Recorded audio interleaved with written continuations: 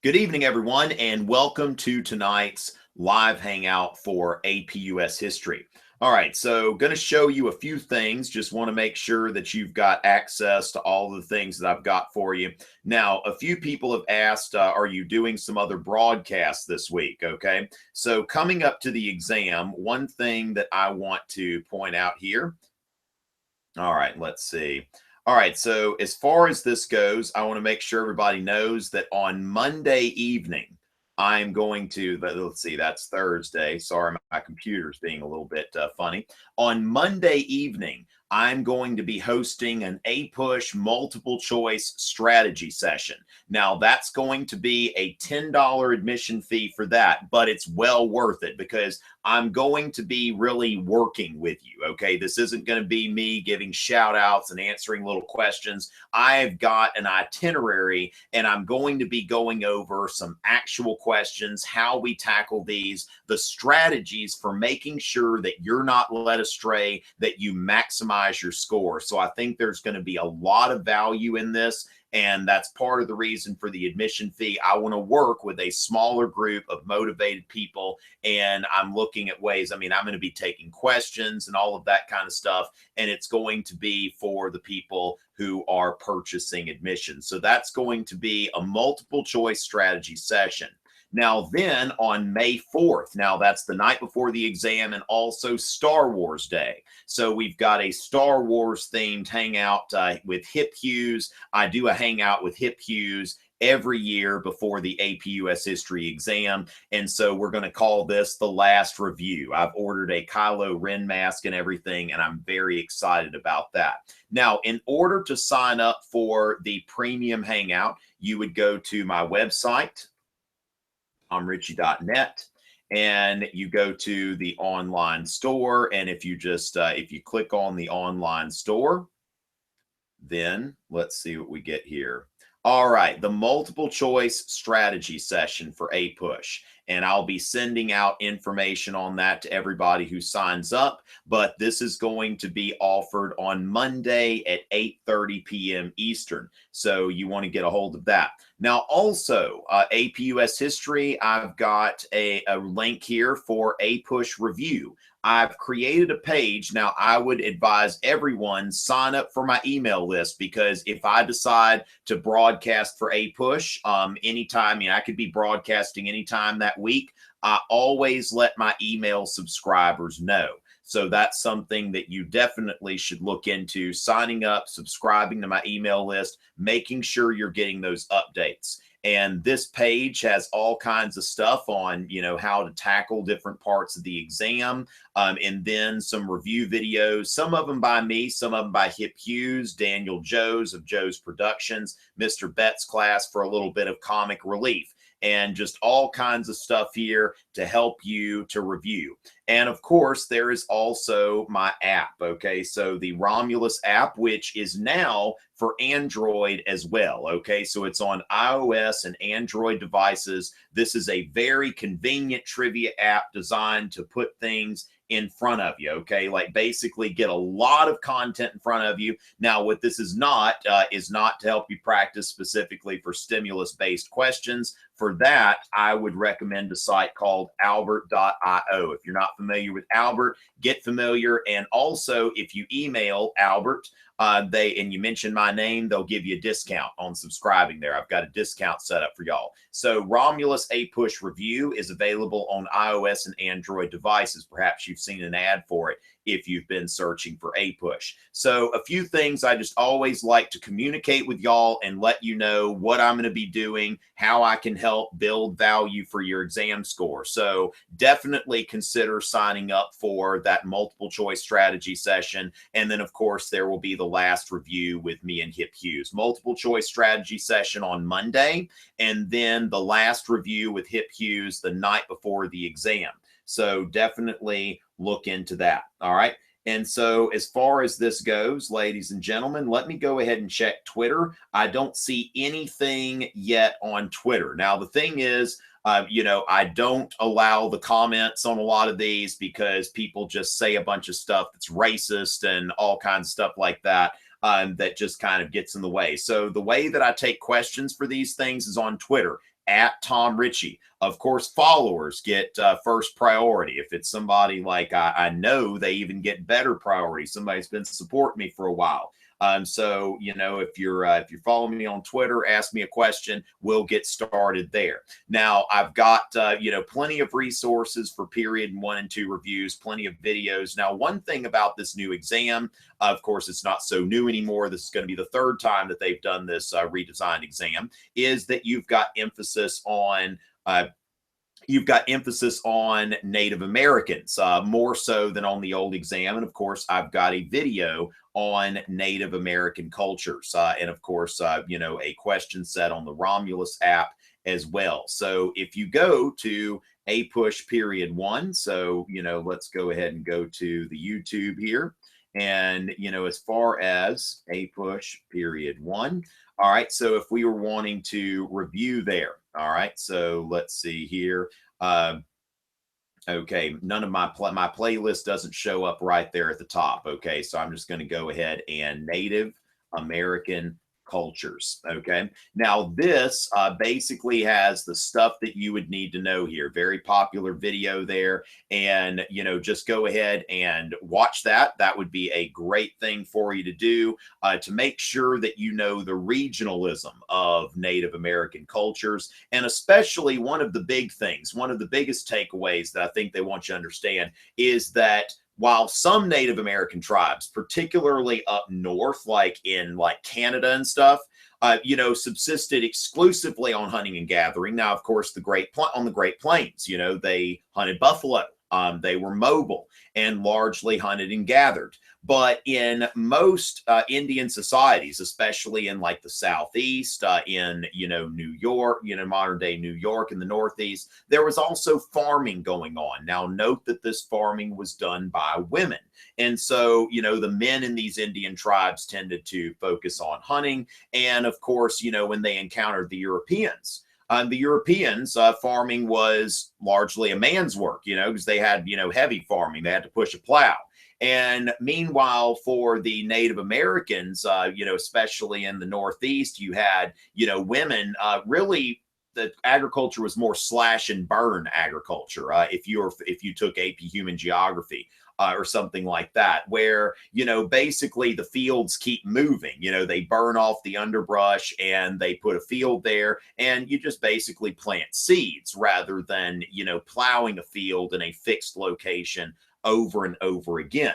So, you know, the agricultural methods are different, but the main thing is that there was a lot of diversity among the Indian tribes. The Indian tribes often warred with each other. And so there wasn't a united opposition to Europeans coming in and that sort of thing. And often Europeans manipulated these wars and these alliances and all of that, you know, the British, you know, backed the Iroquois versus the French, who backed the Algonquins. So they would find tribes that were at war, and these European rivalries and these native rivalries would often, you know, play hand in hand with each other.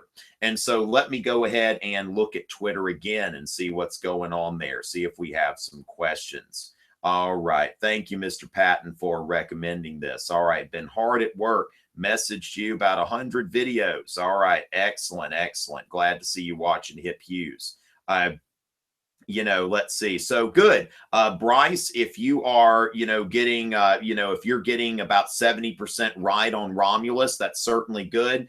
Remember, just do it again and again and again, because, you know, the point of Romulus is to get the brain connected. Okay. It's like basically playing a little game like that. The brain is having to access those connections. And one of the most important things on this exam, especially on the SAQs, the LEQ, the DBQ, is that you are able to come up with outside information on your own. The multiple choice is more about knowing concepts and stuff like that, having a big picture and being able to apply that big picture understanding. But it's really the free response portion of the exam that emphasizes specific knowledge. So very glad you're using the Romulus app. All right, one of the essays was about women. Do I have a video about women during each period of U.S. history? Not necessarily, that's something I should look into. But I think that there are some, when you're looking at women in U.S. history, you've got a few phases there. You've got the colonial and revolutionary periods where women couldn't own, not only could they not vote, but they couldn't even own property in most cases, unless, a few different exceptions. But women couldn't own property. Now, of course, you'd want to distinguish between first wave feminism, okay, where women are trying to vote. Remember, questions on Twitter at Tom Richey. Followers get priority, of course. Now, as far as this goes, that you've got really during the antebellum period, you've got the antebellum reform movements. One of these is the women's suffrage movement that really starts at Seneca Falls in 1848. There's actually a little song. If you go on YouTube, put Seneca Falls song, there's this, girl, punk rock band that made this song called Seneca Falls. And I always remember, it's like the song says the year was 1848, something, something, something, New York State. It's kind of cool. Like you should give it a listen. And so, 1848 in New York. Now, remember, antebellum reform movements tended to be stronger in the Northeast, whether it was women's rights, abolitionism, all of that kind of stuff. Okay. Public education, much stronger in the Northeast than other areas. And so the objective here is for women to be able to vote. Okay, the objective is for women to be able to vote. And that is, of course, realized after World War I. You have the 19th Amendment that passes. It is states in 1919, the 19th Amendment, even though it's formally ratified in 1920. Now, the thing is that just voting doesn't really impact a lot, all right, because women, largely, of course, we saw this during the 2016 election. They're, basically, someone's gender does not, while it may have some influence, it doesn't influence as much as a lot of other factors, where, people vote on the basis of their ethnicity, on the basis of, whether they're liberal or conservative or something like that. Married women tend to, in most cases, vote the same way that their husbands do. Often husbands and wives vote together. So as far as that is concerned, the vote itself doesn't really make a difference socially or economically for women. So it's after World War II that you start to see that women are demanding other rights, basically, social equality, economic equality, where you've got, women want equality in the workplace. They want laws protecting them from sexual harassment and stuff like that. They want access to the professions. Now, even today, I think only about 5% of CEOs are women. So they want equality in the workplace. They start running for office. So really, it's just kind of periodizing this and realizing that the first wave of feminism is geared toward political equality, getting the vote. But then the realization that, the vote only gets you so far if you're still discriminated against in society. And that's what you're looking at in the post-war women's movement. That of course picks up steam, and then in the the 1970s, where you've got the Equal Rights Amendment that of course is gaining a lot of steam and heading toward ratification, and then it is shut down by a group of conservative women led by Phyllis Schlafly. So it's really a conservative women who end up putting down the Equal Rights Amendment. And so Hangouts chat on the review. Jacob, no, can't do the chat because people say all kinds of outrageous racist stuff. So yeah, the chat, I typically don't enable that because it's just hard to monitor. So please direct all your questions to me through Twitter, but definitely glad that Jacob is watching. Let's see. So this person got a question about something else, but anyway, gonna get this here. Sorry, somebody on Twitter. Okay, so let me go to the next question here. Right after I send this thing, because this person's got a question about a live review that I'm doing, and I want to make sure they get that before this gets buried in other stuff. All right, so as far as that stuff, let's see, what do I think the DBQ will be on? Let me give y'all that rant here. Maximum Cars. This is the thing that I don't think that guessing the DBQ topic gets you anywhere. Okay. That really, it's like you have got the DBQ topic could be anything. This is Russian roulette. It's just like, there you go. The gun's going to fire. It's either going to be something that you know or something that you don't know. And, you know, the thing is right now, prepare. Don't try to game the exam. That is not a smart thing to do, because you're more than likely going to be wrong. Like, you know, for example, if somebody said, you know, after 2 years ago, the DBQ was on the conservative movement post-World War II. So it's like, they won't do another post-World War II DBQ. And then what did they do last year? Another post-World War II DBQ. Now, while I may be able to say that, like, surely they won't do 3 post-World War II DBQs in a row, they might. So, you know, the thing is to make sure that you are so prepared for this exam that there's no way that you can fail. All right. That's the biggest thing. Trying to guess these things. Like if last year I would have been like, oh, well, the DBQ won't be post-World War II. Well, oops. All right, now 3 years in a row, you can do your odds, but at the same time, study everything, know everything. Okay, as far as that goes, you know, Isabel, who is not following, might get there. All right, hey, Flowery Branch, Georgia. I'm a big fan of Flowery Branch High School.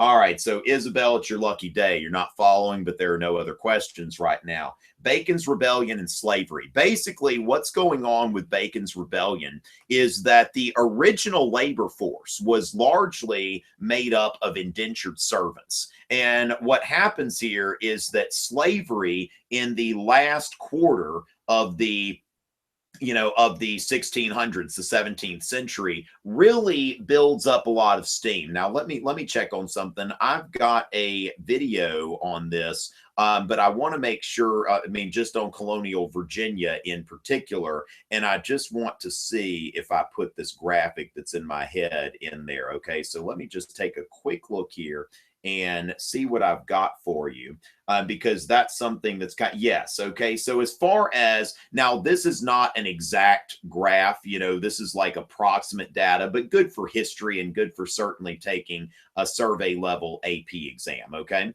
So as far as this is concerned, now, if you look at my video on the Virginia colony, okay, so if you go to YouTube and you put in the Virginia colony, I've got a 2-part video on the Virginia colony. Now, the second part is about indentured servitude, slavery, and the 1622 massacre. So that's something that I would recommend if you're serious about the exam. Take a look at that. And what I've got here basically is like in 1619, 20 African slaves arrive in Virginia. But largely, we're looking at indentured servants. Okay, indentured servants were poor Europeans who agreed to a fixed term of forced labor in return for their passage across the Atlantic, after which they were free to do whatever on their own.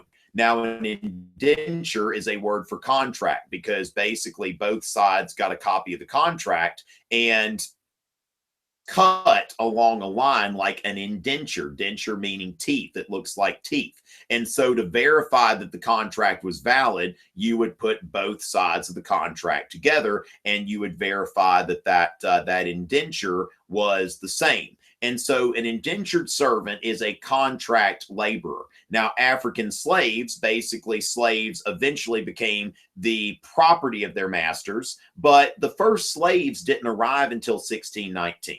And, you know, after Bacon's Rebellion, okay, Bacon's Rebellion happens around this time, okay? So really for the first half of the 17th century, slavery is not a really big part of the labor force in Virginia. So there is a bit of a causal factor there, okay? So as far as that goes, in 1670, African slaves start to become the dominant labor force, but 1676 is Bacon's Rebellion. And this puts these frontier settlers, these people who were, you know, who had been largely indentured servants, and they're going up against these tidewater planters. here is that this is where Bacon's Rebellion happens, and you notice that the popularity of slavery goes way up. And by this time, in the last quarter of the 1600s, the 17th century, that is when slavery becomes the dominant labor force. So a lot of people note that indentured servitude, it's really Bacon's Rebellion that kind of drives the nail in the coffin, because these people become free and they become rebellious, whereas a slave is then, permanently in the custody of their master. So this is seen as a much more manageable labor force. Okay, so that's what I would have to say about Bacon's Rebellion and indentured servitude. All right, so of course, Flowery Branch, Georgia can always get a shout out about specific influential individuals in periods 1 and 2. Okay, so Amelia, a few people that I might think about on that front. Now, John Rolfe would be somebody I might mention as someone who was responsible for tobacco. Basically, John Rolfe comes up with a new strain of tobacco. That is very good. Now, Captain John Smith, there's really, you don't see as many influential names. Now, one thing that I would note here, I would note that in the Massachusetts colony, and I've got a lecture series on religious freedom in colonial New England. Okay, so those are some people that I would definitely commit to memory. Amelia would be a few people. Like, let me show you a few things. I'm going to get the slides back up here. And remember, I've got a video on this, so I'm just going to give you kind of a broad brush sort of thing here. John Winthrop, who was the governor of the Massachusetts colony. This is what this is called if you put in religious freedom in colonial New England. And then the second and third sections focus on on Roger Williams and Ann Hutchinson. So John Winthrop was the governor there, okay? And then, he's the one that said that they're making a city upon a hill. And Ronald Reagan, of course, used this, this analogy and all of that kind of stuff. But, as far as that goes, John Winthrop, was trying to create, and the Puritans were trying to create a religious commonwealth, something we must be knit together in this work as one man. Now, this is not American individualism here. This was really a very communal sort of settlement. And if you went against what people thought, that was going to be very bad for you. And so religious dissenters included Roger Williams and Ann Hutchinson.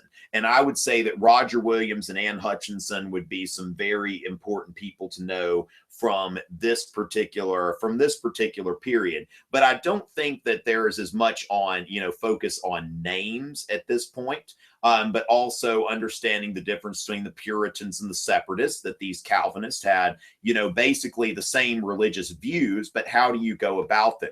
Whereas Puritans saw themselves as we're purifying the Church of England, Separatists saw themselves as separating from the Church of England.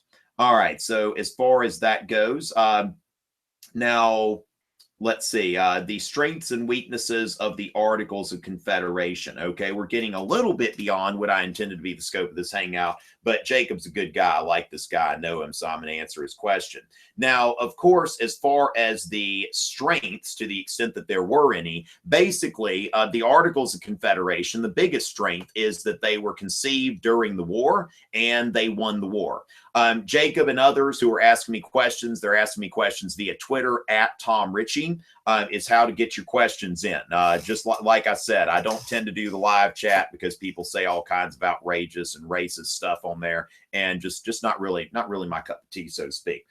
And so they won the war. Now, the other thing is the Northwest Ordinance is another virtue of the Articles of Confederation. The states were able to get together and come up with a plan for the orderly settlement of the West. All right, so a plan for the orderly settlement of the Northwest, what they then called the Northwest. Today we call that the Midwest, like Ohio, Indiana, Michigan, those areas. So a plan for the orderly settlement of those areas. Now, the weaknesses, of course, the government had no power to tax. And so a government without the power to tax is really a government that relies on charity. So it was very difficult for the Confederation government to have a source of dependable revenue. So that was important. Now, this government did not have control over any interstate commerce. So the states controlled all of their own trade, and they could put tariffs on stuff coming from another state. So even the United States internally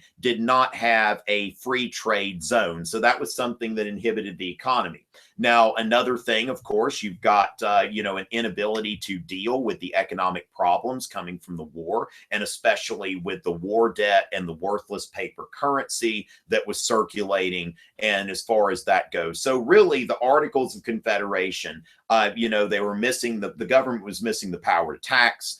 The government was missing the power to the power to control interstate commerce, some things that our government does that, basically all governments do to a certain extent. I tell people, think about the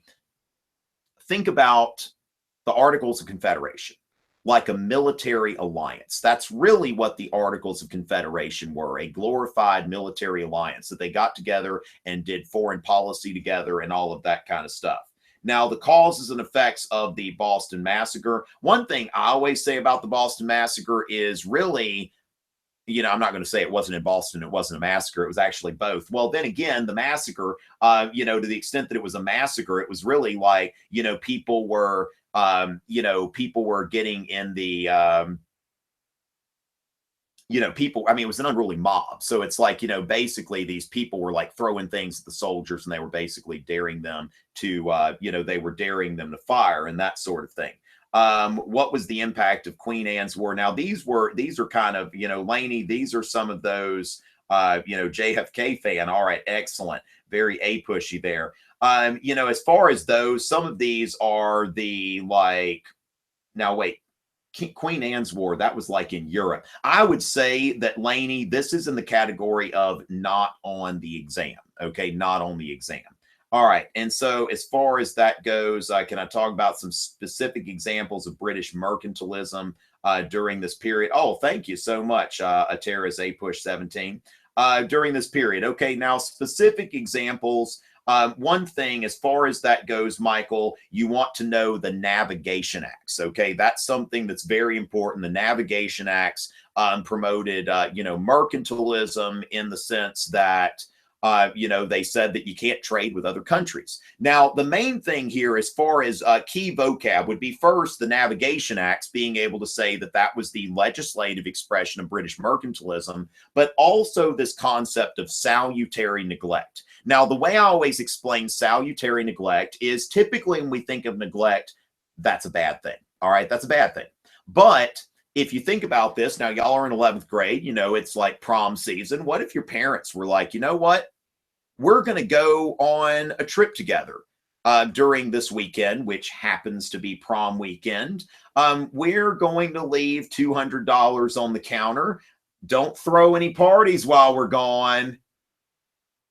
Really, we mean that. And we'll be back about 5 p.m. on Sunday. And, so just make sure the place is not, don't mess up the place, do your thing, whatever, but we're gone.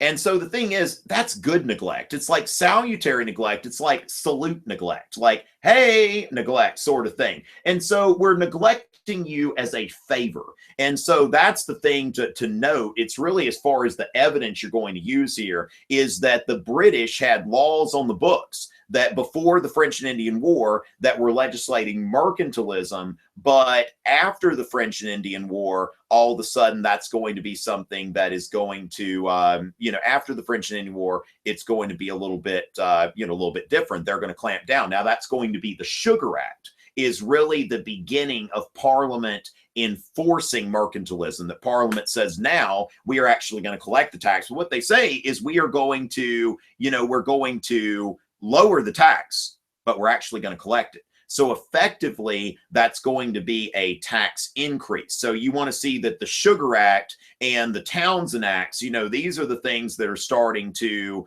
where they're really enforcing mercantilist policies and note the French and Indian War as a turning point. Sure, yeah, I've definitely asked for on behalf of the members of your class. All right, end of the Cold War that takes place after that for the exam. Now, the thing is, as far as that goes, Parker, only 5% of the exam, or at least as they say, all right, a Star Wars fan, excellent. As far as that goes, AP claims that only 5% of the exam is like after 1980. So I would say that, after 1980, it's kind of like, if you're serious about it, read the last chapter of your book. I would look at NAFTA, especially since that's something that we've seen come up. You might want to look at these wars in the Middle East, but I think that, NAFTA is something that is becoming a very big deal politically. So you might want to look at the circumstances surrounding that. Now, the concept of mercantilism, help stop the Stamp Act. Great. All right. So as far as that goes, what we've got here as far as the concept of mercantilism, it is a form of economic regulation. The point of mercantilism is to try to maximize imports and minimize exports. Now, the problem is if everybody's trying to do that, then, everybody wants to export. And everybody wants to export. Nobody wants to import. But the thing is that what they do here is they create colonies for that. And so they regulate. This is a system where the government regulates trade and says that, with the goal of minimizing imports and maximizing exports. And that's why the Navigation Acts and, of course, the Sugar Act and all that kind of stuff, that they are taxing goods that are coming from other colonies. So, if you go to a Dutch colony and get sugar, you try to bring those into, bring that into a British colony. It's like, no, we're not going to let you do that. We're going to put tax on that. Now, before the French and Indian War, fine. We're not enforcing it. So the colonies can kind of do whatever they want, sort of a laissez-faire kind of mentality. What are key interactions and conflicts between Native Americans and colonists that we need to remember? I would say that while we're on this, Sophie, the proclamation line of 1763, where you're looking at essentially, these, you're looking at people now, Pontiac's rebellion, not that they're going on about the same time, whether the proclamation was a direct response to Pontiac's rebellion or not, I've seen different things. But Pontiac's rebellion is basically, it's like these Indians are restless because before the American Revolution, it's like, well, really, this goes back all the way. You think about like the French and Indian War, that the Indians in the Midwest, like west of the Appalachian Mountains, they were largely allied with the French. Note that the French, of course, I've got a whole video series on this, that the French are, they've got this set up to where they are, they've got the best relationship with the Indians. They are, they're trading with them, they're marrying their women, they're not trying to bring a bunch of colonists in to take over. So the French have a very nice relationship. So when the British win the French and Indian War, that is seen as an uh-oh kind of moment for the Indians. And so the British, with the proclamation line of 1763, they're like, well, colonists can't settle west of the Appalachian Mountains, that this is going to be an Indian reserve. And so as far as that is concerned, that's something. And then after the Americans win in the Revolution, then it's basically open season because Americans, white America liked moving west. All right. Why did the League of Nations fail? Where do I begin? Now, first of all, it's kind of outside the scope of what I plan to talk about tonight, but I don't see any other questions. I see we've got like 97 people watching and I've barely got any questions. So let's see if we can fix that. I will probably go on for a few more minutes here.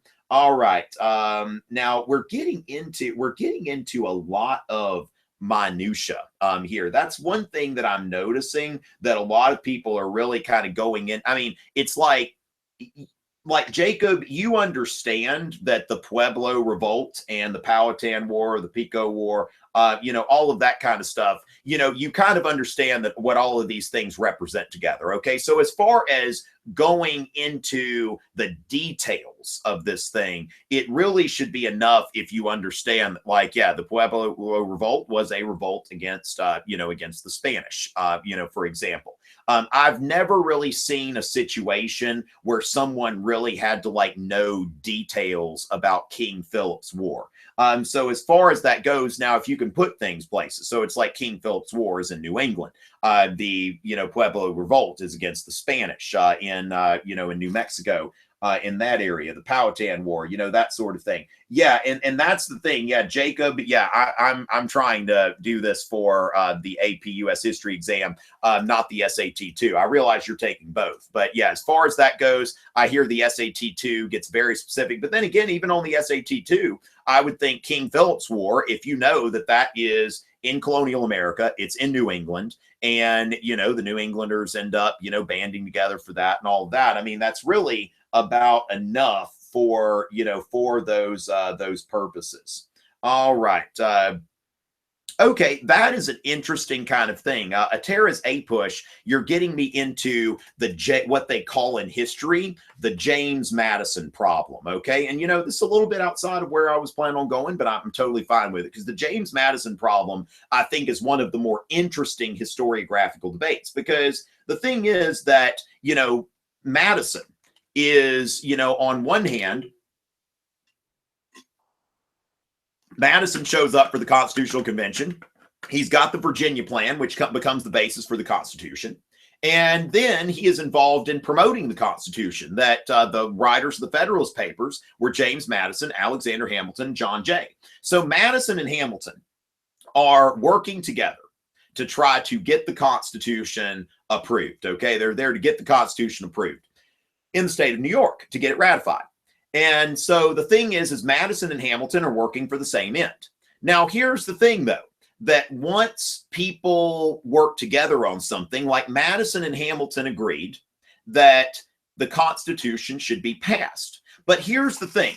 Hamilton, even though, Broadway has made him like, oh, Hamilton, and Hamilton's like seen as this big hero, it's like Hamilton was in so many ways a snake. I mean, Hamilton was a liar. Hamilton was deceptive. All right. This guy, like, basically at the Constitutional Convention, he said, we need to get rid of the states. Like, what is this whole federalism thing, people? Don't y'all get it? We need to make a national government and just turn the states into administrative districts. And Hamilton was so far out of sync with what the other people at the Constitutional Convention were thinking that they heard his plan, but they didn't debate it. Like, Hamilton presented a plan of where he wanted this to go, and everybody was like, okay, thank you. Next. All right. And so basically what you have to understand is that Hamilton wants a strong central government. He wants a government that will be more like European governments. Like, he considers that that a great nation is a nation with a great economy, a great manufacturing sector, a great military, and a great, amount of wealth, a great banking sector. That's what Hamilton imagines. And he's really wanting to make the United States on the model of European nations like Britain.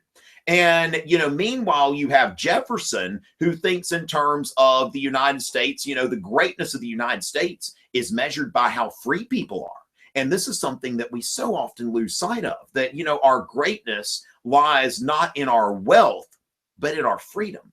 And the thing is that Madison was a Virginia planter. He and Jefferson were best friends. Now Jefferson is really kind of farther out there than Madison. Hamilton is like hardcore, like, strong central government. Jefferson's hardcore states' rights. Now, Madison, the issue with him is that Madison does believe in a strong central government, but he also believes in federalism. Now, small f federalism, not the Federalist Party, which is, of course, in some ways a misnomer.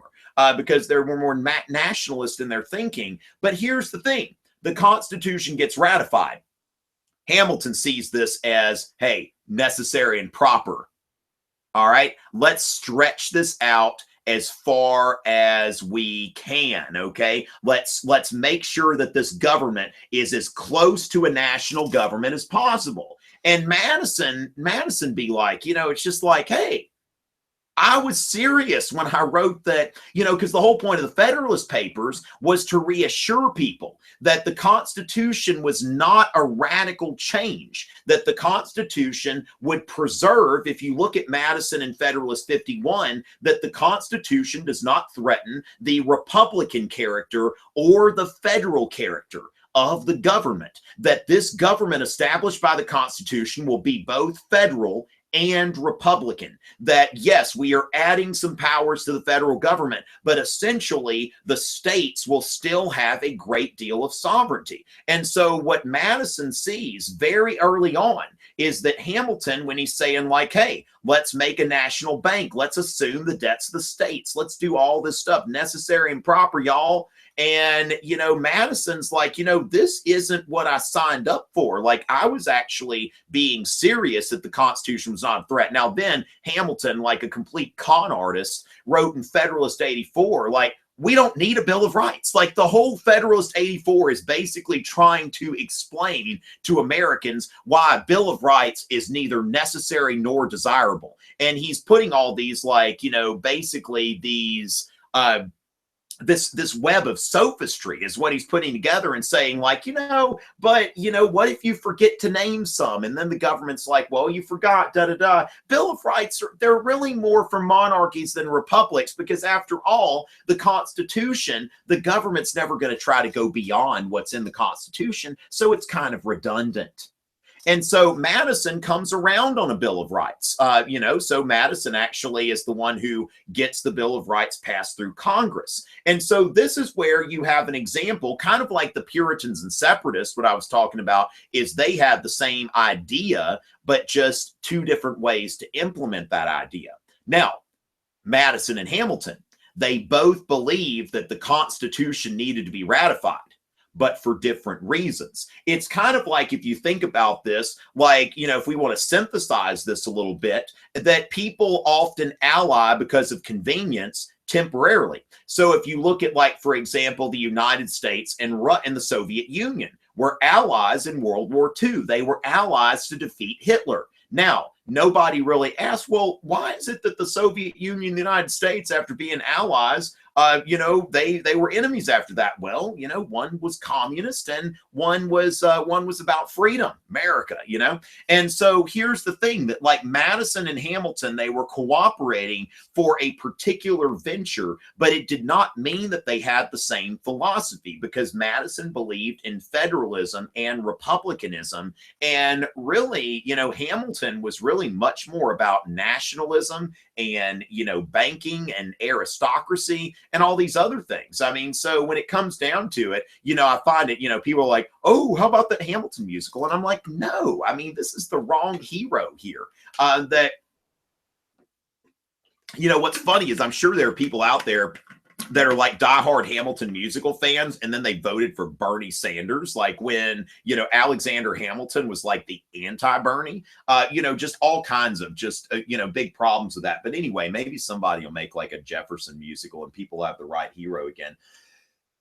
What tribes are the most essential to know? Okay, which actually, yeah, Megan's not even following. Let's get to somebody who's following. Okay, Serenity's here. Excellent. Serenity's tuned into the Hangout when I announced it to her and her friends on Snapchat. Tom Richey SC on Snapchat. All right. Now, will y'all quit talking about the Democratic Republicans? I just get annoyed by that because it's really more of a political science term. I prefer Jeffersonian Republican because Democratic Republican, there I could go into like, I mean, basically, technically the Democratic Republicans, that was the early incarnation of Jackson's party. It was a faction of the Republican Party, but I prefer Jeffersonian Republicans, just you know, just kind of my thing there. So as far as that goes, why do parties tend to change despite principles?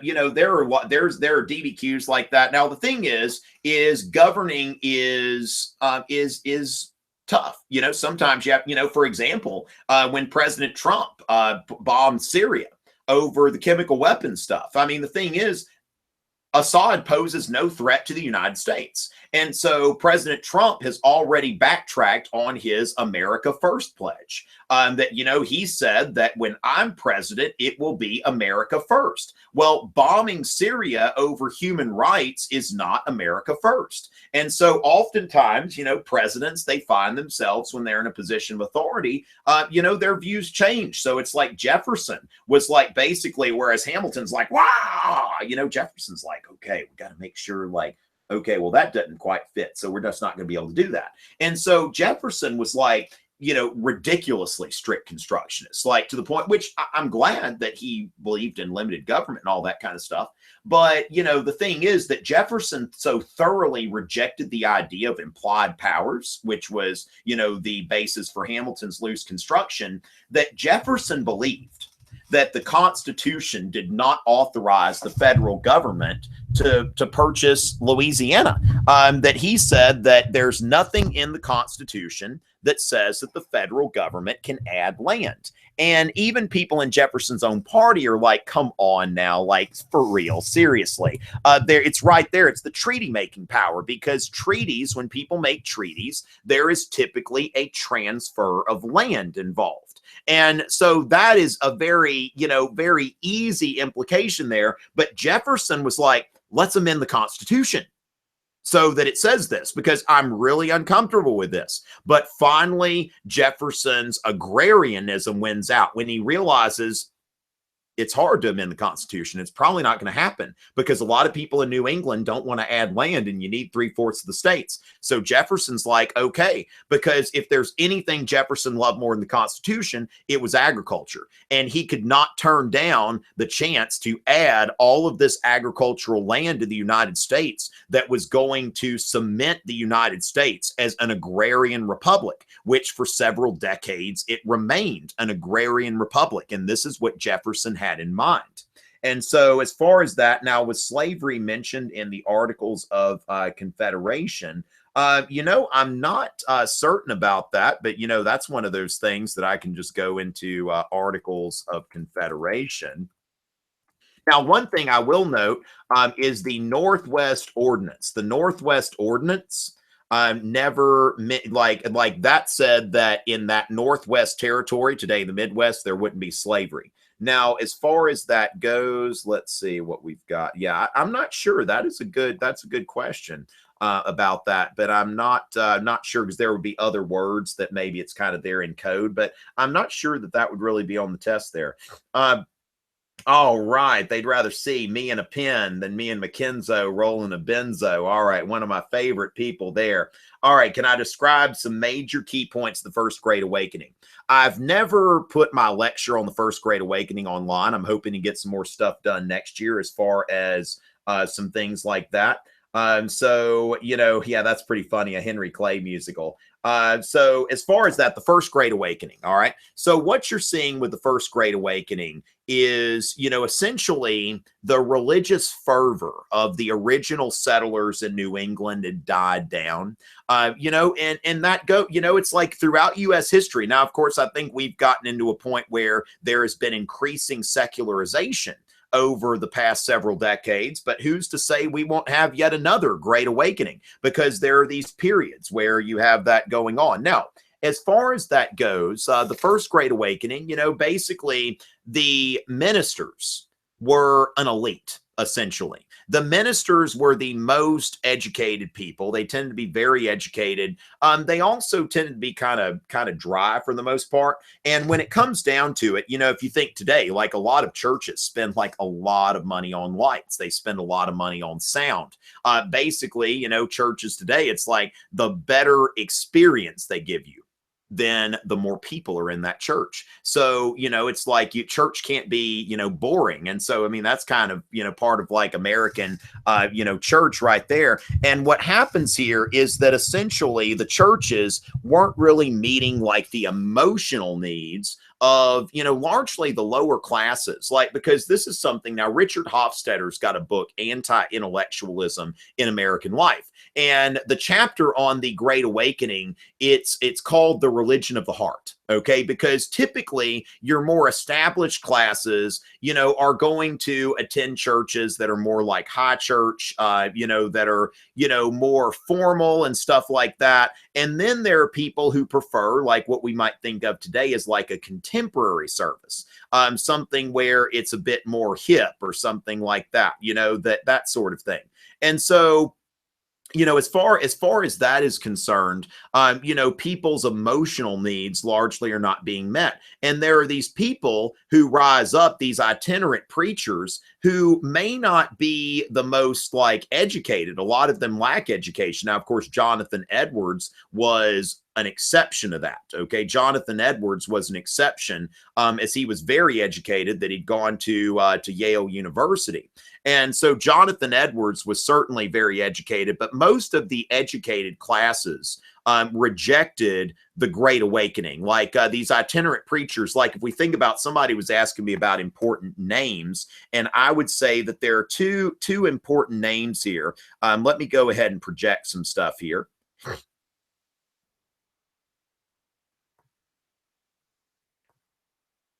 Okay, the two most important preachers I would say here are, let's see, so a revival. All right, so George Whitefield. Now, one thing, this principle of itinerancy, all right, that basically, these preachers are, moving from place to place. And then a lot of times they move from place to place because local churches wouldn't have them, like George Whitefield.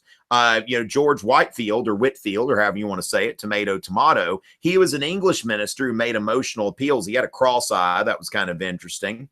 And so very emotional. Now, when George Whitfield came into town, a lot of churches would not allow him to speak in their pulpit. So he would preach in the open air. And one thing to note about the First Great Awakening that I think is especially important is that it went throughout the English-speaking world, that this wasn't exclusive to one part of the colonies or another part, or even the colonies themselves, that in Britain, this was going on. The First Great Awakening was going on. So the entire English-speaking world was taken by this. Now, one thing that I can give y'all here that I think would be good on my Apush review page. It should be there. Let me see if it's there. If I go to the period 2 review. All right, now there is a handout. Okay, so if you look at my Apush review page, so you go to my website, courses, APUS history, Apush review.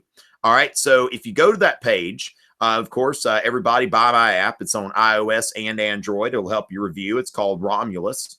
And so then you look here, and it's a handout. It's called Need to Know. All right. And what I've got here is just a bunch of stuff about the First Great Awakening. All right. So I'm going to actually, I'll get on Twitter and I will go ahead and send that out to everybody.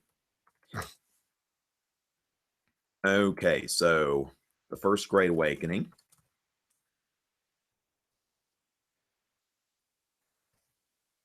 This is a need to know handout. I'm going to put that there, and that is for Apush. Okay. Need to know. This is a need to know handout. Okay. So I've basically got the things on there that I think are most important. Okay. So let's go ahead and just take a quick look there. So emotional preaching, itinerant preachers, you've got Jonathan Edwards and George Whitfield, or Whitefield is a written test, right? So Jonathan Edwards, his famous sermon, Sinners in the Hands of an Angry God. Now, one thing to note is it created divisions, okay? It created divisions, that you had the old lights who were in favor of the more established religion, and the new lights who were in favor of this more emotional preaching, the emphasis on a conversion experience within the heart of the hearer as a result of hellfire and brimstone preaching. Now, as far as the consequences, note that the southern colonies are becoming religious at this time. The people who came to the South originally didn't come for religion. Now, the rise of non-traditional denominations, okay, such as Baptist and Methodist, which are, at least here in the South where I live, the largest religious groups. And so the decline of established denominations such as the Anglican Church. Now, one thing that I like to focus on as well is that there is the Enlightenment, okay? The Enlightenment is what I'd call a concurrent movement. It's happening at the same time, and it's very different. Whereas the First Great Awakening and the Second Great Awakening as well, they focus on revealed religion and they focus on emotions. The Enlightenment is much more about rationality, much more about rationality. So as far as that goes, that's something to keep in mind there. But lots of stuff for free on this Apush review site. Now, of course, I've also got the Romulus app that is that is something you can get a hold of. And those of you who weren't here at the beginning, remember, if you go to my online store on Monday, I'm going to be broadcasting a multiple choice strategy session. That's only a $10 buy-in to get into that Hangout, and it's going to be good. I'm really going to be getting down to business. I've got an agenda. It's not just going to be me sitting here and answering questions. This is going to be, me going into working through questions, showing you how to use the stimulus and going through that. So definitely consider getting a hold of that. All right. So I would definitely consider joining that, that Apush multiple choice strategy session. All right, so let's see what we've got here. It's 9 o'clock, so I'm going to be, leaving in just a bit. But let me go ahead and take a quick look and see if we've got any questions that might be kind of easier to, to handle there. So, oh, excellent. Now, Emily, if you are, we'll have Euro Hangouts later. Okay, so Euro Hangouts during Euro week. Okay, so we're gonna be Apush focused this week. All right, why did everyone have to hate John Adams so much? Good question. Now, one thing that I say is bald presidents don't typically do well. Dwight D. Eisenhower is the only bald president to serve 2 terms. All right. Now, came to specific colonies. Serenity, I'm so glad to have you here. As far as that goes, the immigrant groups, I don't know if that's necessarily like a big deal. Now, it doesn't hurt to know that like Catholics, went to Maryland and that sort of thing. But you're looking at, really the immigration, it's like more into the waves of immigration. So knowing that during the colonial period, for example, most of your immigration came from the British Isles, Germany, Scandinavia. Now, but specifically when I say British Isles, it's mostly Britain, because Irish immigration doesn't happen until kind of more into what do you call it, the antebellum period. Now, one thing that I'm thinking about doing here later on is, during the week, like I said, you want to subscribe to my email list, which is on that Apush review page, because there will be times when I might get on and I might broadcast, and I might do it without a lot of notice and say, you know what, I'm going to talk about immigration now, or I'm going to talk about periods of U.S. history. So there are a couple things that I've got scheduled for next week, but I may be broadcasting impromptu. So make sure that you're on my email list and all of that kind of stuff. All right. So as far as that, the Tariff of Abominations, we'll get to that another time. But the Tariff of Abominations was a big deal. First of all, it was the largest tariff in U.S. history ever. Even the Hawley Smoot tariff was second place. Now, the other thing about the Tariff of Abominations is that the Tariff of Abominations, it disproportionately affected the South, because most of the nation's trade was going through the South. So it was a protective tariff that was designed to promote the development of Northern industry and to raise money for internal improvements in the West. This is part of Clay's American system, NIP. National Bank Internal Improvements Protective Tariff. But the Southern economy at that time counted on trade. And so the South was overwhelmingly against that tariff because the South basically was paying. I mean, it was a massive redistribution of wealth. Now, Macon's Bill number 2, put that in your embargo box. All right, put that in your embargo box. And there you go. So as far as that goes, all right. I don't know if Michelle's watching right now, but thanks for the follow. Great teacher over there. Big fan of Michelle. And so as far as that goes, there any possible way to shout out the Ateris Apush class at the Sheraton Hotel? Certainly. Yeah, I do shout outs at these free hangouts. Now, note, as far as that goes with the multiple choice strategy session, I'm not going to be doing shout outs and stuff like that, because that's going to be focused on work. Okay, we're going to be working. All right, taking AP late. You're in Ukraine. All right. Yeah, I doubt we're going to see Ukraine at all in Apush. All right, excellent.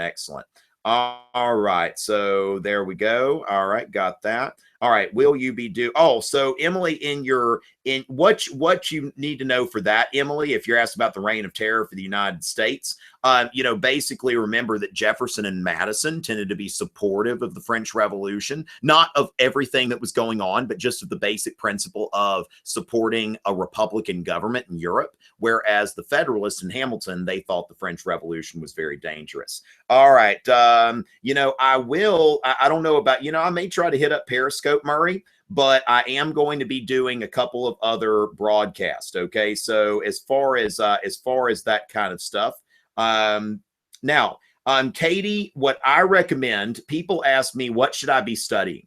I tell people study the stuff that interests you. Okay. Jacob, I'll have to go into that some other time, but like basically it was passed with like votes from the manufacturing sectors. And then there was also like a trolling effort. There was somebody that actually made a hostile amendment and put some stuff into the Tariff of 1828 because they thought that it would cause people to vote against it, but the tariff people still voted for it. So just all kinds of stuff there, but it was a very unpopular tariff, especially in the South. All right. So what should you study? You should study the stuff that interests you the most. And that's the thing that like, that's the stuff you're going to pay attention to. Now, I don't mean the stuff that interests you so much that like, you know everything. So if you've already listened to the Hamilton musical 100 times, don't listen to it 110 times. All right. That's not going to help you. And so when it comes down to it, like find something that like, you know what, this interests me, but I don't know a whole lot about it. And, structure it as kind of an inquiry like that. What are your areas of weakness that you want to diagnose? And as long as you're studying something that like is going to be on the exam, then you're good. I mean, the exam, like I said, it's like a giant game of like Russian roulette. And, there you go. It's either going to be questions that are good to you or not. And so as far as that, many predictions, no, I think gaming the exam is pretty stupid. Like there's nothing to be gained from that because you go in, you think something. I mean, the thing is be ready for everything, like be ready for whatever they throw at you. And then that's going to get you there. Jay's Treaty, Alex, I've got a video. Take a look at George Washington's foreign policy. Okay. George Washington's foreign policy. I talk about the Jay Treaty, Citizen Gannett, and all of that kind of stuff. All right. So, okay. You know what? One of these days, if y'all fly me up to New Jersey, I'd love to go there. So let me know if that's ever an option. All right. So ladies and gentlemen, just to remember, I will be back. Now, the best thing you can do is make sure you're following me on social media. Twitter and Instagram is just my name. As far as Snapchat, Tom Richey SC. The multiple choice strategy session is available at my online store. That's going to be on Monday, May 1st at 8:30 p.m. Eastern. So that's something that I think you want to get in on because I'm going to be going into very detailed stuff there. That's a strategy session. It's not just just us getting together and hanging out, answering questions. Now, the last review, May 4th, that's going to be Star Wars Day. So bring your Star Wars stuff and all of that kind of stuff. The last review is going to be on May 4th, the night before the exam, Star Wars Day at 8 p.m. Eastern. Okay. And so strategy session on Monday. I would guess now the problem is that I'm doing some AP government broadcasts. So I'm not going to be doing Apush every night, but there may be some impromptu broadcasts, and the people who are on my email list are the ones that are going to get that information. So the best way to sign up for my email list to go to courses, U.S. history, Apush review. Okay. So go there and you can sign up for my email list. And of course, there's all kinds of good stuff on this page. I've even got a handout on Supreme Court cases. That should be helpful to you. I think that's kind of a draft that I'm working on there, but I've got some stuff there. So we've got the Marshall Court, and this is going like, I go into the Antebellum period. I'm noting infamous cases. So these are good things here that I think will help you out. Okay. As far as that goes. So make sure, videos by myself and Hip Hughes for the AP US history exam. I've got all kinds of stuff on test taking, then period review videos. Joe's production does some great stuff. Joe's Productions does some great stuff. So, all kinds of things here. And of course, don't forget about my Romulus Apush review app, which is available for both Android and OS. Okay, so it's available at the App Store, it's available on Google Play, and all of that good stuff. All right, so thank y'all very much for watching tonight. I hope to see y'all at the multiple choice strategy session. I mean, it's a deal for what it is, and if it can increase your score, make a difference between that 3 and a 4, or even a 2 and a 3, well worth it. Okay, I try to price my stuff to where it's very reasonable, so do keep that in mind. You can sign up for that anytime up to Monday, but the sooner the better, because I may choose a platform that's going to be a little more interactive, and that's going to involve having to cut it off at a certain point where only a certain amount of people can get in. So make sure y'all sign up for that, and that you join Hip Hughes and I for the last review the night before the exam. Bye bye, people. Romulus, Apush review. It's always a pleasure.